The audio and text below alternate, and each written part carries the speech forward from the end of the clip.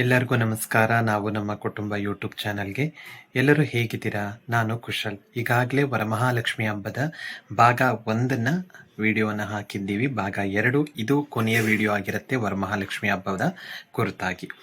ಇವತ್ತಿನ ದಿನ ವಿಶೇಷವಾಗಿ ನಾವು ಕಳಸ ಸ್ಥಾಪನೆ ಹೇಗೆ ಮಾಡೋದು, ಅದರೊಳಗೆ ಏನೇನು ಹಾಕಬೇಕು ಅಂತ ಹೇಳಿದ್ದೀನಿ. ಮತ್ತೊಮ್ಮೆ ಹೇಳ್ತೀನಿ, ಕಳಸದೊಳಗೆ ನೀವು ನೀರನ್ನು ಹಾಕಿ ಅದರೊಳಗೆ ಅರಿಶಿಣದ ಕೊಂಬು, ಬಟ್ಲಡಿಕೆ, ಹಾಗೆ ಲಾವಂಚದ ಬೇರು, ಒಂದು ಬೆಳ್ಳಿ ನಾಣ್ಯ, ಇದಿಷ್ಟು ಹಾಕಿದ್ರೆ ಸಾಕು.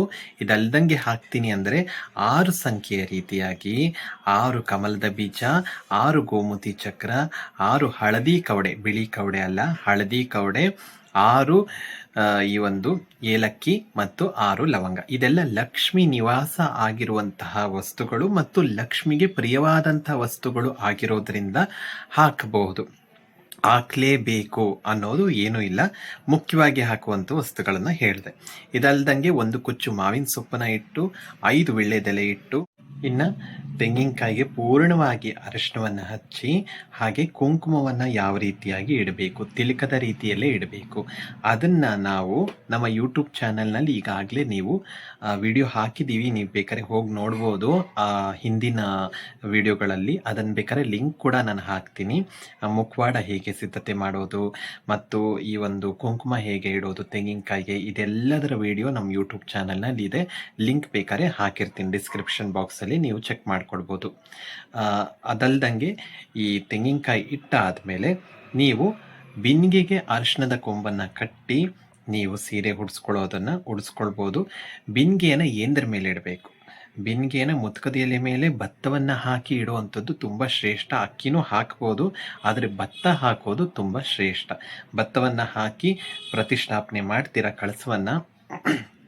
ಅದಾದಮೇಲೆ ಲಕ್ಷ್ಮಿಯ ಬಲಭಾಗಕ್ಕೆ ನೀವು ವಿಳ್ಳೆದೆಲೆ ಮೇಲೆ ಸಗಣಿಯಿಂದ ಪಿಳ್ಳಾರಿ ಗಣಪತಿ ಮಾಡಿ ಲಕ್ಷ್ಮಿಯ ಪಕ್ಕನೇ ಇಡಬೇಕು.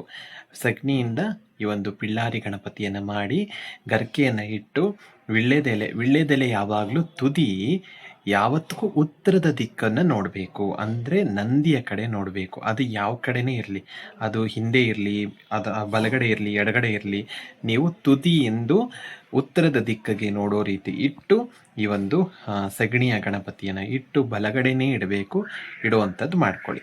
ಇದು ಆದಮೇಲೆ ಮುಖ್ಯವಾಗಿ ಇಡಬೇಕಾಗಿರುವಂಥದ್ದು ಲಕ್ಷ್ಮಿಯ ಸಂಖ್ಯೆ 32 ಆಗಿರೋದ್ರಿಂದ ಈ 32 ಮತ್ತು 16 ಮತ್ತು 12 ಅನ್ನೋದು ದ್ವಾದಶ ಅವತಾರವನ್ನು ತಾಳಿದ್ದಾಳೆ ಲಕ್ಷ್ಮಿ.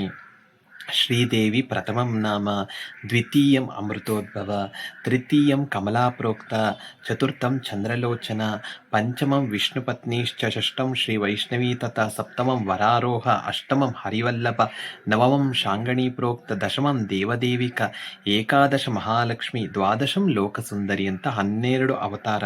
ವಿಷ್ಣುಗೆ ಹೇಗೆ 10 ಅವತಾರವೋ ಲಕ್ಷ್ಮಿಗೆ ಅದೇ ರೀತಿ 12 ಅವತಾರ. ಅದರಿಂದ 12 ಸಂಖ್ಯೆಯಲ್ಲೂ ಮಾಡೋದು ಒಳ್ಳೆಯದೇ, 16 ಸಂಖ್ಯೆಯಲ್ಲಿ ಮಾಡೋದು ಒಳ್ಳೆಯದೇ, 32 ಸಂಖ್ಯೆಯಲ್ಲಿ ಮಾಡೋದು ಒಳ್ಳೆಯದೇ.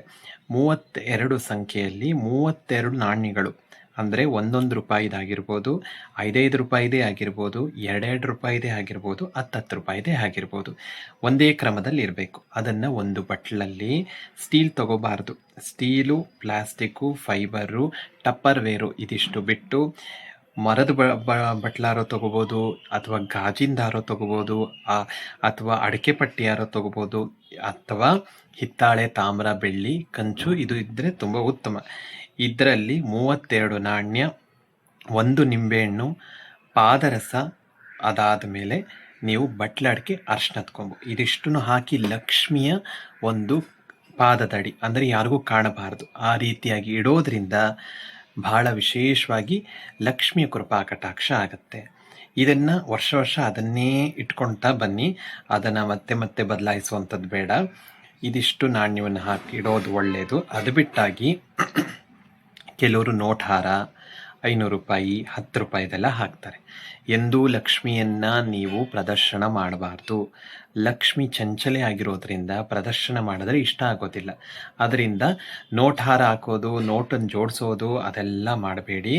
ಅದೆಲ್ಲ ಇದ್ದರೆ, ಇಡಬೇಕು ಅಂತಿದ್ದರೆ ನೋಟನ್ನೆಲ್ಲ ನೀವು ಲಕ್ಷ್ಮಿಯ ಹಿಂದ್ಗಡೆ ಸೀರೆ ನರಿಗೆಯನ್ನು ಮುಚ್ಚಿ ಅಲ್ಲಿ ನೀವು ಕಟ್ ನೋಟನ್ನ ಇಟ್ಕೊಳ್ಳಿ.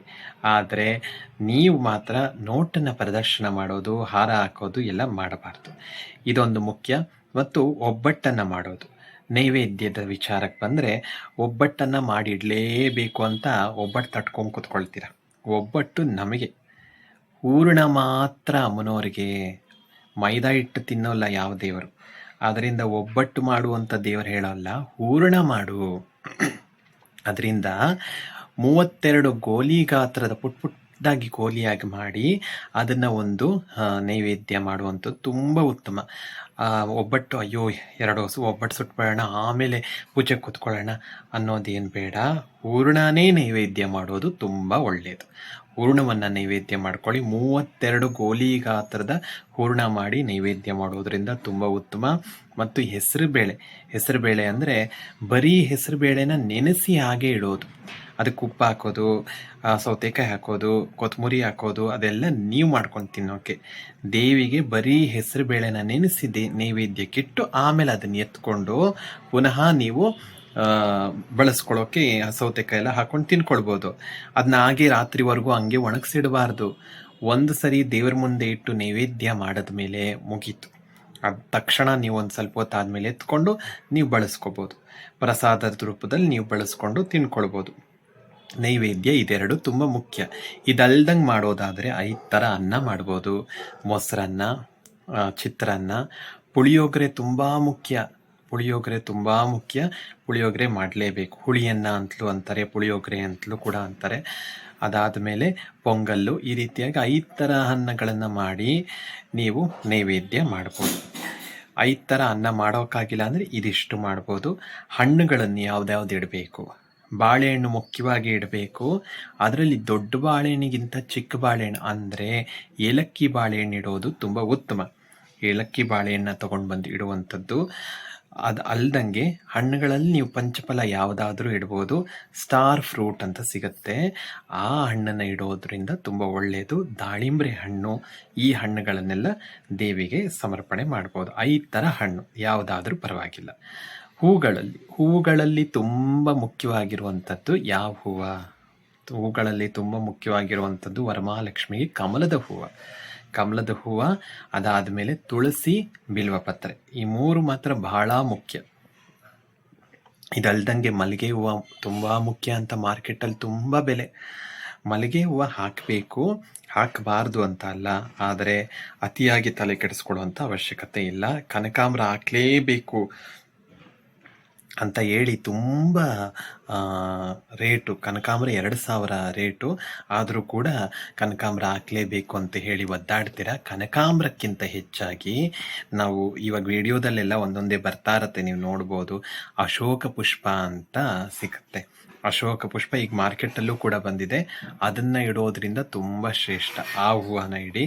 ಅದಾದ ಮೇಲೆ ಕಮಲದ ಹೂವು ಮತ್ತು ಈ ಒಂದು ಬಿಲ್ವಪತ್ರೆ ಮರಿಲೇಬಾರ್ದು. ಯಾಕಂದರೆ ಲಕ್ಷ್ಮಿಯ ಅಷ್ಟೋತ್ತರದಲ್ಲೇ ಬರುತ್ತೆ, ಬಿಲ್ವನಿಲಯಾಯೇ ನಮಃ ಅಂತ ಹೇಳಿ ಅದನ್ನು ಇಡುವಂಥದ್ದು ಬಿಲ್ವಪತ್ರೆ. ತುಳಸಿ ಕೂಡ ಮಹಾಲಕ್ಷ್ಮಿಯ ರೂಪ ಆಗಿರೋದ್ರಿಂದ ತುಳಸಿಯನ್ನು ಸಮರ್ಪಣೆ ಮಾಡುವಂಥದ್ದು ಇದು ತುಂಬ ಮುಖ್ಯ. ಇದಲ್ದಂಗೆ ನೀವು ಕುಂಕುಮ ಕೊಡೋದಾದರೆ ತೆಂಗಿನಕಾಯಿ ಒಬ್ರಿಗಾದರೂ ಕೊಡಬೇಕು, ಇಲ್ಲ 3 ಜನಕ್ಕಾದರೂ ಕೊಡಬೇಕು.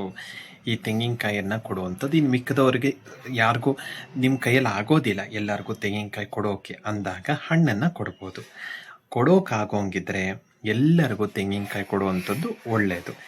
ಬ್ಲೌಸ್ ಪೀಸ್ ಹೊಲಿಸ್ಕೊಳ್ಳುವಂಥ ಬ್ಲೌಸ್ ಪೀಸ್ ಮಾತ್ರ ಕೊಡಬೇಕು. ಸುಮ್ಮನೆ ಅವ್ರ ಮನೆಯಿಂದ ಇವ್ರ ಮನೆಗೆ, ಇವ್ರ ಮನೆಯಿಂದ ಅವ್ರ ಮನೆಗೆ ತಲುಪಿಸುವಂಥ ಬ್ಲೌಸ್ ಪೀಸ್ ಕೊಡಬೇಡಿ. ಅದು ನಮಗೆ ಫಲ ಸಿಗೋದಿಲ್ಲ. ಅದರಿಂದ ಆ ಬ್ಲೌಸ್ ಪೀಸ್ಗಿಂತ 10 ರೂಪಾಯಿ ಇಟ್ಟು ಕೊಡೋದ್ರಿಂದ ತುಂಬ ಉತ್ತಮ. ಏನಕ್ಕಾದರೂ ಬಳಕೆ ಮಾಡ್ತಾರೆ, ಒಂದು ಆಟೋಗೆ ಹೋಗ್ತಾರೆ ಅಥವಾ ಏನಕ್ಕೂ ಬಳಕೆ ಆಗುತ್ತೆ. ಆ ಬ್ಲೌಸ್ ಪೀಸು ಏನಕ್ಕೂ ಬಳಕೆ ಆಗಲ್ಲ. ಅದರಿಂದ ಆ ಬ್ಲೌಸ್ ಪೀಸ್ ಕೊಡೋದಕ್ಕಿಂತ ಹೊಲಿಸ್ಕೊಳ್ಳುವಂತಹ ಬ್ಲೌಸ್ ಪೀಸ್ ಕೊಡೋದು ಉತ್ತಮ. ಮತ್ತು ಅರಶಿನ ಕುಂಕುಮದ ಪ್ಯಾಕೆಟ್ ಕೊಡ್ತಾರೆ. ಆ ಪ್ಯಾಕೆಟು ಯಾರಾದರೂ ಉಪಯೋಗಿಸ್ತೀರಾ? ಯಾರೂ ಉಪಯೋಗಿಸೋಲ್ಲ. ಯಾರೂ ಉಪಯೋಗಿಸದೇ ಇರುವಂಥ ಅರಶಿನ ಕುಂಕುಮದ ಪ್ಯಾಕೆಟ್ ಕೊಡೋದಕ್ಕಿಂತ 1 ರೂಪಾಯಿ ಇಟ್ಟು ಕೊಡಿ, ಅದು ಉತ್ತಮ. ಕೊಡೋಂಗಿದ್ರೆ ಬಳಸುವಂಥದ್ದು ಅಂದರೆ 100 ಗ್ರಾಮು 50 ಗ್ರಾಮು ಈ ರೀತಿಯಾಗಿ ಅರಿಶಿನ ಕುಂಕುಮ ಕೊಡಬೇಕು. ಇಲ್ವಾ ಕೊಡಬಾರ್ದು. ಅದರಿಂದ ಬಳೆಯನ್ನು ಕೊಡಿ ಮತ್ತು ದೇವರಿಗೆ ಮೊಡ್ಲಕ್ಕಿ ಇಡಬೇಕು. ಮೊಡ್ಲಕ್ಕಿಯನ್ನು ಇಟ್ಟಿದ ಮೊಡ್ಲಕ್ಕಿನ ನೀವು ದೇವಸ್ಥಾನಕ್ಕೆ ಕೊಡುವಂಥದ್ದು ತುಂಬ ಉತ್ತಮ. ಲಕ್ಷ್ಮಿಯನ್ನು ಕೂಡಿಸಿದ್ರೆ 3 ದಿನ ಕೂಡಿಸೋದು ತುಂಬ ಉತ್ತಮ. ಯಾಕಂದರೆ 5 ಪೂಜೆ ಆಗಬೇಕು. ಶುಕ್ರವಾರ 2, ಶನಿವಾರ 2, ಭಾನುವಾರ 1 ಅಂತ 5 ಪೂಜೆ. ಅಥವಾ 2 ದಿನ ಇಡ್ತೀನಿ ಅಂದರೆ ಅವಾಗಲೂ 5 ಪೂಜೆ. ಶುಕ್ರವಾರ 3 ಮತ್ತು ಶನಿವಾರ 2, 5 ಪೂಜೆ ಆದರೆ ತುಂಬ ಉತ್ತಮ. ಶುಕ್ರವಾರ ಮಾತ್ರ ಕದಲಿಸಬಾರ್ದು. ಹೇಗೆ ನಾವು ಹೆಣ್ಣು ಹಾಗೆ ಲಕ್ಷ್ಮಿಯನ್ನು ವಿಸರ್ಜನೆ ಮಾಡುವಂಥ ವಿಚಾರಕ್ಕೆ ಬಂದಾಗ ಲಕ್ಷ್ಮಿಯನ್ನು ಯಾವುದೇ ಕಾರಣಕ್ಕೂ ಶುಕ್ರವಾರ ನಾವು ವಿಸರ್ಜನೆ ಮಾಡಬಾರ್ದು. ಅಂದರೆ ಶುಕ್ರವಾರ ಕದಲಿಸ್ದೆ, ಶುಕ್ರವಾರ ನಾನು ತೆಗಿತೀನಿ ಅಂತ ಅಂದರೆ ಶುಕ್ರವಾರ ಕದಲಿಸೋಂಗೂ ಇಲ್ಲ, ತೆಗಿಯೋಂಗೂ ಇಲ್ಲ. ಹೇಗೆ ನಾವು ಅಂದರೆ ಹೆಣ್ಣುಮಕ್ಕಳನ್ನು ಬೇರೆ ಮನೆಗೆ ಕಳಿಸಿದಾಗ ಮಂಗಳವಾರ ಶುಕ್ರವಾರ ಅಮಾವಾಸ್ಯೆ ಪೌರ್ಣಮಿ ನೋಡ್ತೀವೋ ಅದೇ ರೀತಿಯಾಗಿ ದೇವರನ್ನು ಕೂಡ ಸಾಕ್ಷಾತ್ ಲಕ್ಷ್ಮಿನೇ ಬಂದಾಗ ನಾವು ಈ ಒಂದು ಶುಕ್ರವಾರ ಕದಲಿಸೋದು ಮಾಡೋಂಗಿಲ್ಲ. ಹಂಗೂ ನಾವು ಆಫೀಸ್ಗೆ ಹೋಗೋದು ಆ ರೀತಿಯಾಗಿದ್ದಾಗ ನಾವು ಶನಿವಾರ ತೆಗೆಯುವಂಥದ್ದು ಮಾಡಬಹುದು. ಆದರೆ ಶುಕ್ರವಾರ ಎಂದು ಕದಲಿಸಬೇಡಿ. ಹಾಗೆ ಕಳಿಸ್ಬೇಕಾದ್ರೆ ಅಂದರೆ ವಿಸರ್ಜನೆ ಮಾಡುವಂಥ ಸಮಯದಲ್ಲಿ ನೀವು ಬಲಗಡೆಯಿಂದ ಕದಲಿಸುವಂಥದ್ದು, ಹಾಗೆ ಏನೇನು ದೇವರಿಗೆ ಆಭರಣ ಹಾಕಿರ್ತೀರೋ ಮತ್ತು ಸೀರೆಯಿಂದ ಎಲ್ಲವನ್ನು ನೀವು ಅಂದರೆ ಮನೆಯ ಸ್ತ್ರೀ ಅದನ್ನು ಧಾರಣೆ ಮಾಡಿಕೊಂಡು ಆ ಸೀರೆಯನ್ನು ಉಟ್ಕೊಳ್ಳುವಂಥದ್ದು ಅಥವಾ ಮೈ ಮೇಲಾದರೂ ಹಾಕೊಳ್ಳುವಂಥದ್ದನ್ನ ಮಾಡುವಂಥದ್ದು ಒಳ್ಳೆಯದು. ಮತ್ತು ಆರತಿಯನ್ನು ಮಾಡಬೇಕು. ಕೆಂಪು ನೀರು ಆರತಿಗೆ ವೀಳ್ಯದೆಲೆ ಇಟ್ಟು ಅದರ ಮೇಲೆ ಕರ್ಪೂರ ಹಚ್ಚಬಾರ್ದು. ಎಂದೂ ವೀಳ್ಯದೆಲೆ ಮೇಲೆ ಕರ್ಪೂರವನ್ನು ಹಚ್ಚಬಾರ್ದು. ವೀಳ್ಯದೆಲೆ ಮೇಲೆ ಒಂದು ತುಂಡು ಈ ಒಂದು ಬಾಳೆಹಣ್ಣು ಪೀಸ್ ಆಗಿರ್ಬೋದು ಅಥವಾ ಒಂದು ಪುಟ್ಟ ಪ್ಲೇಟ್ ಆದರೂ ಏನೋ ಒಂದು ದೀಪ ಏನೋ ಒಂದು ಇಟ್ಟು ಹಚ್ಚುವಂಥದ್ದು, ಅಥವಾ ಬೆಳ್ಳಿ ದೀಪ ಇದ್ದರೆ ಇಲ್ಲ ಹಿತ್ತಾಳೆ ದೀಪ ಇದ್ದರೆ ಅದನ್ನೇ ಇಟ್ಟು ಆರತಿ ಮಾಡುವಂಥದ್ದು. ಇಲ್ಲ ಅಂದರೆ ಬರೀ ಕೆಂಪು ನೀರು, ಅದಕ್ಕೆ ಅರಿಶಿನ ಕುಂಕುಮ ಮಾತ್ರ ಹಾಕಬೇಕು. ದೇವರಿಗಾದರೆ ಮನುಷ್ಯರಿಗೆ ತೆಗೆಯೋದಾದರೆ ಸುಣ್ಣವನ್ನು ಹಾಕಿ ತೆಗೆಯುವಂಥದ್ದು. ಇದು ವಿಸರ್ಜನೆ ಕ್ರಮ. ವಿಸರ್ಜನೆ ಮಾಡುವಂಥ ದಿನ ನಾವು ಹೆಣ್ಣುಮಕ್ಳನ್ನ ಕರೆದಾಗ ಹೀಗೆ ಅರಿಶಿನ ಕುಂಕುಮ ಕೊಡ್ತೀವೋ ಅದೇ ರೀತಿಯಾಗಿ ದೇವಿಗೂ ಅರಿಶಿನ ಹಚ್ಚಿ ಕುಂಕುಮ ಇಟ್ಟು ಹೂವು ಇಟ್ಟು ಅದಾದ ಮೇಲೆ ಈ ಮೊಡ್ಲಕ್ಕಿಯನ್ನು ತುಂಬಿ ಕಳಿಸುವಂಥದ್ದು. ಮೊಡಲಕ್ಕಿಯನ್ನು ದೇವಸ್ಥಾನಕ್ಕೆ ಯಾವುದಾದ್ರೂ ಹೆಣ್ಣು ದೇವರ ದೇವಸ್ಥಾನಕ್ಕೆ ಕೊಡುವಂಥದ್ದು ತುಂಬ ಉತ್ತಮ. ಇದನ್ನು ನೋಡ್ಕೊಳ್ಳಿ. ಹಾಗೆ ಪೂಜೆಯನ್ನು ಮಾಡುವಂತಹ ಮೊದಲನೇ ಈ ಒಂದು ವರಮಹಾಲಕ್ಷ್ಮಿಯ ದಿನ ಬೆಳಗ್ಗೆ ಬ್ರಾಹ್ಮಿ ಮುಹೂರ್ತದಲ್ಲೇ ಪೂಜೆ ಮಾಡೋದು ತುಂಬ ಒಳ್ಳೆಯದು. ಬೆಳಗ್ಗೆ ಸ್ನಾನ ಮಾಡಿಕೊಂಡು ನೀವು ಚೆನ್ನಾಗಿ ಅಹಂ ಲಕ್ಷ್ಮೀ ಚ ವಿದ್ಮಹಿ ಲಕ್ಷ್ಮೀ ಪೂಜಿತ ಅಂತ ಲಕ್ಷ್ಮಿನೇ ಹೇಳೋದ್ರಿಂದ ನೀನು ಚೆನ್ನಾಗಿ ಲಕ್ಷ್ಮೀ ರೀತಿ ರೆಡಿಯಾಗಿ ಆಮೇಲೆ ನನಗೆ ಪೂಜೆ ಮಾಡು ಅಂತ ಹೇಳಿದ್ದಾಳೆ. ಅದರಿಂದ ಎಲ್ಲ ಒಡವೆ ದೇವ್ರಿಗೆ ಹಾಕೋಕ್ಕಿಂತ ನೀವು ಕೂಡ ಆಭರಣಗಳನ್ನು ಹಾಕ್ಕೊಂಡು ನೀವು ಸಿಂಗಾರ ಆಗಿ ದೇವ್ರಿಗೆ ಪೂಜೆ ಮಾಡಬೇಕು. ಸ್ನಾನ ಮಾಡಿ ಬಂದಿದ್ದ ತಕ್ಷಣ ಮಂಗಳ ಸ್ನಾನವನ್ನು ಮಾಡ್ಕೋಬೇಕು. ಅವತ್ತು ಒಂದಿನ ಮಂಗಳ ಸ್ನಾನ ಅಂತ ಅಂದರೆ ಮಂಗಳ ಸ್ನಾನದ ಪುಡಿ ಮಾಡಿಕೊಂಡು, ಅಂದರೆ ಮಂಗಳ ಸ್ನಾನದ ಪುಡಿ ಹೇಗೆ ಮಾಡ್ಕೊಳ್ಳೋದು ಅಂದರೆ ಕಲ್ಲುಪ್ಪು, ಏಲಕ್ಕಿ, ಲವಂಗ, ಅರಿಶಿನ, ಪಚ್ಚಕರ್ಪೂರ ಇದಿಷ್ಟನ್ನು ಮಿಶ್ರಣ ಮಾಡಿಕೊಂಡು ಒಂದು ಡಬ್ಬಿಯಲ್ಲಿ ಇಟ್ಕೊಂಡು ಅದನ್ನು ಒಂದು ಚಿಟಿಕೆ ಕೊನೆಯಲ್ಲಿ ಸ್ನಾನ ಮಾಡುವಂಥ ಸಮಯದಲ್ಲಿ ತಲೆ ಮೇಲೆ ನೀರು ಹಾಕ್ಕೊಳ್ಳುವಂಥ ಸಮಯದಲ್ಲಿ ಒಂದು ಚಿಟಿಕೆ ಈ ಒಂದು ನೀವು ಬಕೆಟ್ಗೆ ಹಾಕಿ ಸ್ನಾನ ಮಾಡ್ಕೊಂಡು ಬರೋದರಿಂದ ಮತ್ತು ಅರಿಶಿನ ಹಚ್ಕೊಂಡು ಸ್ನಾನ ಮಾಡ್ಕೊಳ್ಳೋದ್ರಿಂದ ಮಂಗಳ ಸ್ನಾನ ಆಗುತ್ತೆ. ಸ್ನಾನ ಮಾಡ್ಕೊಂಡು ಬಂದು ಹಣೆಗೊಂದು ಪುಟ್ಟು ಕುಂಕುಮ ಇಟ್ಕೊಂಡು ದೀಪ ಹಚ್ಬಿಡಿ. ದೀಪ ಹಚ್ಚಿದ ಮೇಲೆ ನೀವು ಅಲಂಕಾರ ಮಾಡಿಕೊಂಡು ಬಂದು ಪೂಜೆ ಕೂತ್ಕೊಳ್ಳಿ. ಯಾಕಂದರೆ ದೀಪ ಹಚ್ಚಿದ್ರೆ ಪೂಜೆ ಪ್ರಾರಂಭ ಆಯಿತು ಅಂತ ಅರ್ಥ. ಅದರಿಂದ ಪೂಜೆಯನ್ನು ಪ್ರಾರಂಭ ಮಾಡುವಾಗ ಮೊದಲು ಮನೆ ದೇವರು, ಕುಲದೇವರು, ಇಷ್ಟ ದೇವರು, ಗ್ರಾಮ ದೇವರು ಎಲ್ಲರನ್ನೂ ನೆನೆಸ್ಕೊಳ್ಬೇಕು. ಅದಲ್ಲದಂಗೆ ನೀವು ಮುಖ್ಯವಾಗಿ ಈ ಪೂಜೆಯನ್ನು ಹೇಳಿಕೊಟ್ಟವರು, ಈ ಪೂಜೆಯನ್ನು ಕಲಿತದ್ದು ಹೇಗೆ ಅವ್ರನ್ನೂ ಕೂಡ ಸ್ಮರಣೆ ಮಾಡ್ಕೋಬೇಕು. ಅವರಿಂದನೇ ಅಲ್ವಾ ಇವತ್ತು ನೀವು ಪೂಜೆ ಮಾಡ್ತಿರೋದು. ಅವರನ್ನು ಸ್ಮರಣೆ ಮಾಡಿಕೊಂಡು ಅದಾದ ನಂತರ ನೀವು ವಿಶೇಷವಾಗಿ ಚಾರುಮತಿನೇ ಈ ಒಂದು ವರಮಹಾಲಕ್ಷ್ಮಿ ವ್ರತವನ್ನು ಮಾಡ್ತಾಳೆ. ಅವಳಿಗೆ ಮಾಡಿ ಅವಳು ಒಳ್ಳೆಯದಾಗತ್ತೆ. ಲಕ್ಷ್ಮಿನೇ ಸ್ವತಃ ಕನಸಿನಲ್ಲಿ ಬಂದು ಹೇಳ್ತಾಳೆ, ವರಮಹಾಲಕ್ಷ್ಮಿ ನನ್ನ ವ್ರತವನ್ನು ಮಾಡು ಈ ರೀತಿಯಾಗಿ ಅಂತ ಹೇಳಿ. ಅವಳನ್ನು ನೆನೆಸ್ಕೊಂಡು ನೀವು ಸಂಕಲ್ಪವನ್ನು ಮಾಡ್ಕೋಬೇಕು. ಏನಾಗಬೇಕೋ ಅದನ್ನು ಲಕ್ಷ್ಮಿಯಲ್ಲಿ ಕೇಳಿಕೊಂಡು ಹೂವು ಅಕ್ಷತೆ ಇಟ್ಕೊಂಡು ತಾಯಿಯಲ್ಲಿ ಸಮರ್ಪಣೆ ಮಾಡಿ ಪೂಜೆಯನ್ನು ಪ್ರಾರಂಭ ಮಾಡುವಂಥದ್ದು. ಪೂಜೆಯನ್ನು ಪ್ರಾರಂಭ ಮಾಡಿ ಗಣೇಶನ ನಮಸ್ಕಾರ, ಗುರುವಿನ ನಮಸ್ಕಾರ, ಆಮೇಲೆ ಮನೆದೇವರ ಒಂದು ಪ್ರಾರ್ಥನೆ, ಆಮೇಲೆ ವರಮಹಾಲಕ್ಷ್ಮಿ ಅಂದರೆ ಲಕ್ಷ್ಮೀನಾರಾಯಣ ಇಬ್ಬರೂ ಪ್ರಾರ್ಥನೆ ಮಾಡಿಕೊಂಡು ಪೂಜೆ ಮಾಡಿಕೊಡೋದು. ಮುಖ್ಯವಾಗಿ ಕುಂಕುಮಾರ್ಚನೆಯನ್ನು ಲಕ್ಷ್ಮಿಯ ಅಷ್ಟೋತ್ತರ ಹೇಳಿ ಕುಂಕುಮಾರ್ಚನೆ ಮಾಡ್ಬೋದು. ಹಾಗೆ ದಾಳಿಂಬೆ ಕಾಳಿರುತ್ತಲ್ಲ ಅದನ್ನು ಬಿಡಿಸ್ಕೊಂಡು ಅದನ್ನು 108, 16, 32 ಈ ರೀತಿ 51 ಈ ರೀತಿಯಾಗಿ ಆ ಕಾಳಿಂದ ಅರ್ಚನೆ ಅಂದರೆ ಲಕ್ಷ್ಮಿ ಮೇಲೆ ಹಾಕೋದಲ್ಲ, ಇನ್ನೊಂದು ಬಟ್ಲಿಗೆ ಆ ಕಾಳಿಂದ ಲಕ್ಷ್ಮಿಯ ಮಂತ್ರ ಹೇಳ್ಕೊಂಡು ಹಾಕೋದು. ಅದಲ್ಲದೆ ನಾಣ್ಯಗಳಿಂದ ನಾಣ್ಯಗಳನ್ನು ನೀವು ಅರ್ಚನೆ ಮಾಡೋದು. ಅದು ಕೂಡ ಬಟ್ಲಿಗೆ ಶಬ್ದ ಆಗಬೇಕು, ಟಣ್ ಟಣ್ ಅನ್ನೋ ಶಬ್ದ ಬರಬೇಕು. ಆವಾಗ ಲಕ್ಷ್ಮಿಗೆ ತುಂಬ ಇಷ್ಟವಂತೆ ಆ ಶಬ್ದ. ಅದರಿಂದ ಆ ಶಬ್ದ ಮಾಡ್ತಾ ನಾಣ್ಯದಿಂದ ಅರ್ಚನೆ ಮಾಡೋದು. ಅದಾದಮೇಲೆ ಪತ್ರೆ ಪುಷ್ಪದಿಂದ ಅರ್ಚನೆ ಮಾಡುವಂಥದ್ದು ತುಂಬ ಮುಖ್ಯವಾಗಿರುತ್ತೆ. ಇದನ್ನೆಲ್ಲ ಮಾಡಿಕೊಂಡು ಧೂಪ ದೀಪ ನೈವೇದ್ಯ, ಈಗಾಗಲೇ ನೈವೇದ್ಯ ಹೇಳಿದ್ದೀನಿ. ನೈವೇದ್ಯ ಕೂಡ ಹೇಳಿದೆ ಮತ್ತು ಕುಂಕುಮ ಕೊಡೋದು ಹೇಳಿದೆ. ವರಮಹಾಲಕ್ಷ್ಮಿ ಹಬ್ಬದ ದಿನ ಯಾರೇ ಬರಲಿ, ಅದು ಒಂದು ಗಂಡು ಹುಡುಗ ಬರಲಿ, ಒಂದು ಹೆಣ್ಣು ಮಗು ಬರಲಿ, ಒಂದು ಮುತ್ತೈದೆ ಬರಲಿ, ವೈದವ್ಯ ಜೀವನದಲ್ಲಿರುವಂಥವ್ರು ಬರಲಿ, ಯಾರೇ ಬಂದರೂ ಕೂಡ ಮಹಾಲಕ್ಷ್ಮಿಯ ರೂಪ ಅಂತ ಹೇಳಿ ಭಾವಿಸ್ತಾ ಅವ್ರಿಗೂ ಕೂಡ ಅರಿಶಿನ ಕುಂಕುಮ ಕೊಟ್ಟು ತಾಂಬೂಲವನ್ನು ಕೊಡೋದು ತುಂಬ ಉತ್ತಮ. ಏನಾದ್ರು ತಿನ್ನೋಕ್ಕಾದರೂ ಕೊಡುವಂಥದ್ದು ತುಂಬ ಒಳ್ಳೆಯದು. ಯಾರೋ ಏನೋ ಆರ್ಡ್ರ್ ಮಾಡಿರ್ತೀರ, ಅವರೇ ಬರ್ಬೋದು, ಅವರು ಕೂಡ ಲಕ್ಷ್ಮೀ ರೂಪ ಅಂತ ಭಾವಿಸಿ ನೀವು ಅವ್ರಿಗೆ ಏನಾದರೂ ಒಂದು ಆತಿಥ್ಯ ಮಾಡುವಂಥದ್ದು ಒಳ್ಳೆಯದು. ಇದನ್ನೆಲ್ಲ ಗಮನದಲ್ಲಿಟ್ಟುಕೊಂಡು ಇದನ್ನೆಲ್ಲ ಮಾಡ್ತೀರಾ ಅಂತ ಭಾವಿಸ್ತಾ ಎಲ್ಲರಿಗೂ ಒಳ್ಳೆಯದಾಗಲಿ. ವರಮಹಾಲಕ್ಷ್ಮಿ ಹಬ್ಬವನ್ನು ಬಹಳ ಭಕ್ತಿಪೂರ್ವಕದಿಂದ ಮಾಡಿ ಗೆಜ್ಜೆ ವಸ್ತ್ರವನ್ನು 16 ಎಳೆ ಗೆಜ್ಜೆ ವಸ್ತ್ರವನ್ನು ಹಾಕುವಂಥದ್ದು ತುಂಬ ಮುಖ್ಯ. ಎಷ್ಟೋ ವಿಚಾರಗಳಿದೆ, ಹೇಳ್ತಾ ಹೋದರೆ ಎಷ್ಟೋ ವಿಚಾರಗಳಿದ್ದಾವೆ. ಆದರೆ ಇಲ್ಲಿ ಇವತ್ತಿನ ದಿನ ಎಷ್ಟು ಹೇಳೋಕ್ಕಾಗುತ್ತೋ ಅಷ್ಟನ್ನೆಲ್ಲ ನಾನು ನಿಮಗೆ ತಿಳಿಸಿದ್ದೀನಿ.